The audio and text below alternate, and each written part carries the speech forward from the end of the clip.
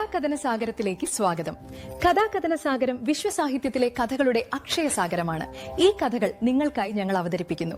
തുടർ എപ്പിസോഡുകളിൽ നിങ്ങൾക്ക് ആ കഥകൾ കേൾക്കാം. നിങ്ങൾ കഥ പറയുന്നവരാണെങ്കിൽ നിങ്ങൾക്കും കഥാകഥനസാഗരത്തിൽ കഥ പറയാം. നിങ്ങളുടെ കഥ സ്വയം റെക്കോർഡ് ചെയ്ത് 960533 എന്ന നമ്പറിലേക്ക് വാട്സ്ആപ്പ് ചെയ്യൂ. സ്ക്രീനിംഗ് കമ്മിറ്റി പരിശോധിച്ച ശേഷം കഥ പറയാൻ നിങ്ങളെ അനുവദിക്കും.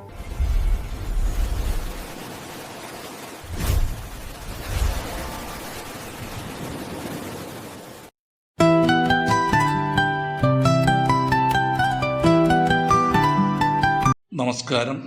കഥാകഥനസാഗരത്തിൻ്റെ സ്പാനിഷ് തീരങ്ങളിലേക്ക് ഇന്ന് ഏവർക്കും സ്വാഗതം. ഇന്ന് നമ്മൾ കേൾക്കുന്നത് മനുഷ്യൻ്റെ ബുദ്ധിശക്തിയും സത്യത്തോടുള്ള പ്രതിബദ്ധതയും എങ്ങനെയാണ് വഞ്ചനയെ തോൽപ്പിക്കുന്നത് എന്നതിൻ്റെ കഥയാണ്. സ്പാനിഷ് എഴുത്തുകാരനായ പെഡ്രോ അന്റോണിയോ ഡി അലാർക്കോൺ രചിച്ച ദ സ്ക്രാപ്പ് ബുക്ക് എന്ന കഥ. സ്പെയിനിലെ കാഡിസ് ഉൾക്കടലിനരികെയുള്ള ഒരു കൊച്ചു പട്ടണമാണ് റോട്ട. അവിടുത്തെ തക്കാളിയും മത്തങ്ങയും ലോകമെമ്പാടും പ്രസിദ്ധമാണ്. എന്നാൽ അതിനുള്ള കാരണം ആരും വിശ്വസിക്കില്ല. അവിടുത്തെ മണ്ണ് കല്ലും മണലും നിറഞ്ഞ വരണ്ട ഭൂമിയാണ്. പിന്നെ എങ്ങനെയാണ് ആ മണ്ണിൽ ഇത്രയും ചുവന്ന തക്കാളികളും തടിച്ച മത്തങ്ങകളും വിളയുന്നത്? റോട്ടയിലെ കർഷകരുടെ കഠിനാധ്വാനം ഒന്നു മാത്രമാണ് അതിന് കാരണം. അവർ അതിരാവിലെ മുതൽ ഇരുട്ട് വീഴുന്നതുവരെ പണിയെടുക്കും. ഓരോ ചെടിയുടെയും വേരുകൾക്ക് കൈകൊണ്ട് വെള്ളം കോരി ഒഴിച്ചു കൊടുക്കും. സ്വന്തം ഭാര്യമാരോടും കുട്ടികളോടും കാണിക്കുന്ന അതേ വാത്സല്യം തന്നെയാണ് അവർ ചെടികളോടും കാണിച്ചത്. റോട്ടയിലെ കർഷകരെക്കുറിച്ചൊരു പഴഞ്ചൊല്ലുണ്ട്. റോട്ടയിലെ കർഷകർ ഓരോ തക്കാളി ചെടിയിലും മത്തങ്ങ ചെടിയിലും ദിവസം 40 തവണയെങ്കിലും സ്പർശിക്കും. അത്തരമൊരു കർഷകനായിരുന്നു 70-ലേറെ വയസ്സുള്ള ടിയ ബുസ്കാബിയാത്തസ്. തൽക്കാലം അയാളെ നമ്മൾ ടിയോ എന്ന് വിളിക്കുന്നു. തൻ്റെ ജീവിതകാലം മുഴുവൻ മണ്ണിൽ പണിയെടുത്ത ആ വൃദ്ധൻ ഈ വർഷം കണ്ടതിൽ വെച്ച് ഏറ്റവും മികച്ച മത്തങ്ങകൾ വിളയിച്ചു. നല്ല തടിച്ചതും മനോഹരവുമായ ഓറഞ്ച് സ്വർണ്ണ നിറത്തിൽ തിളങ്ങുന്ന 40 മത്തങ്ങകൾ. അദ്ദേഹം അവയെ സ്വന്തം മക്കളെ പോലെ പരിചരിച്ചു. ദിവസവും അവയുടെ പേര് വിളിച്ച് സംസാരിച്ചു. അടുത്ത ദിവസം രാവിലെ ആ വിളകളെല്ലാം കാഡിസ് മാർക്കറ്റിൽ കൊണ്ടുപോയി വിൽക്കാൻ അദ്ദേഹം തീരുമാനിച്ചു. എന്നാൽ പിറ്റേന്ന് രാവിലെ ടിയോ ബുസ്കാബിയാത്തോസ് തോട്ടത്തിലെത്തിയപ്പോൾ അദ്ദേഹത്തിൻ്റെ ഹൃദയം നിലച്ചുപോയി.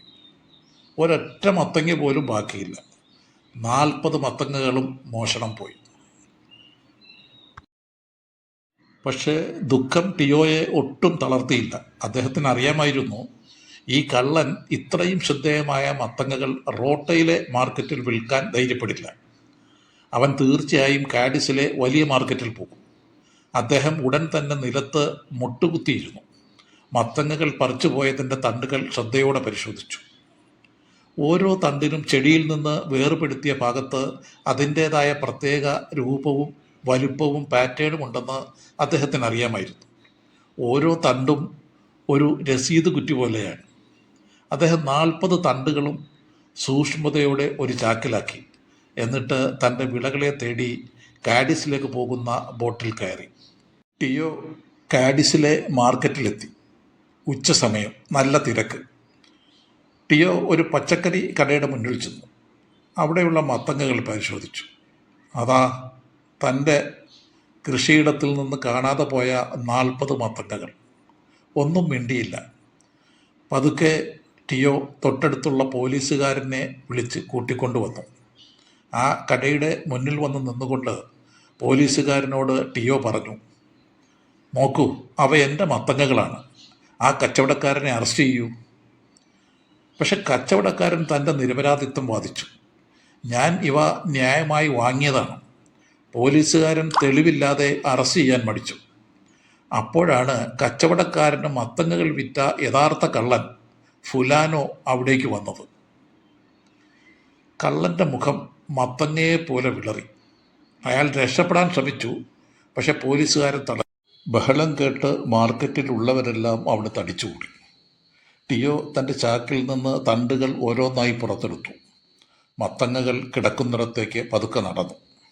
ഓരോ തണ്ടും മത്തങ്ങയിലെ മുറിച്ച തണ്ടുമായി അദ്ദേഹം ചേർത്ത് വെച്ച് കാണിച്ചു. ഒന്നാമത്തെ തണ്ട് കൃത്യമായി ചേർന്നു. രണ്ടാമത്തെ തണ്ടും ചേർന്നു. അങ്ങനെ 40 തണ്ടുകളും വിൽപ്പനയ്ക്ക് വെച്ച 40 മത്തങ്ങകളുമായി കൃത്യമായി യോജിച്ചു. തെളിവ് വ്യക്തമായിരുന്നു.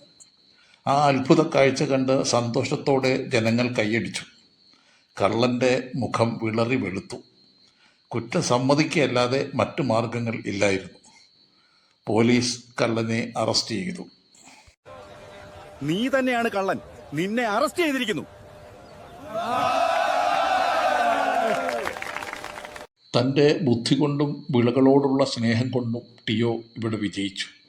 ഈ കഥ നമ്മെ പഠിപ്പിക്കുന്നത് ഇതാണ്: ഓരോ കഠിനാധ്വാനത്തിനും സംരക്ഷണമായി കൃത്യമായ തെളിവുകളും അവശേഷിപ്പിച്ചിട്ടുണ്ടാവും. അത് ആർക്കും അറുത്തുമാറ്റാൻ സാധ്യമല്ല.